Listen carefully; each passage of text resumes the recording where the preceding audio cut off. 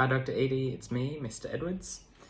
In part A of this task, I chose the characteristic of consistency or predictability as a teacher because I had heard of how it creates a space where children feel comfortable to trust their teacher and engage in their teacher's class. In my research for part A, it was also clear that it is a foundational classroom management technique, being the impetus for practices like class contracts and daily routines. I spoke briefly about how it connects to the theory of Maslow's hierarchy of needs, showing that a trusted teacher meets the second and third foundational tiers in the triangle. A predictable adult creates an environment where students feel safe, meeting the second tier, and building familiarity enables love and belonging, meeting the third tier. From there, the higher needs and fulfillment from tiers 4 and 5 can be met. I went into the classroom looking for this characteristic of predictability. I searched for both classroom routines as well as instances where the students' expectations of the teacher impacted their learning. In conversation with Mr. Powell from Stage 3 at Ferry Meadow Demonstration School, he showed me their class contract and described the morning routine of fluency reads beginning each day. Observing these techniques in practice, I saw how the routine expectation was effective, but the classroom contract needed to be reinforced more regularly as rules were broken without teacher acknowledgement. In my SLSO work at Illawarra Christian School, I also spoke to Mrs. Mansley, who had originally sparked my interest in this topic at a professional development staff meeting.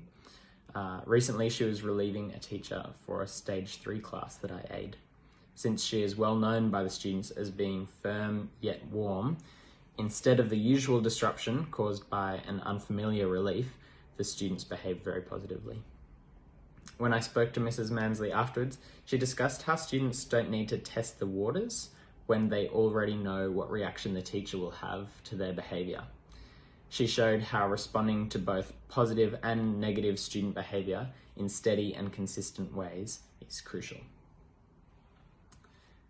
Mrs. Mansley also directed me to the Berry Street education model. Researching this, I found that there is a higher likelihood than I thought for teachers to have trauma background students, and there is a lack of confidence when caring for these students. Teachers are at a high risk of emotional burnout when they are unconfident to respond to students' destructive behaviours.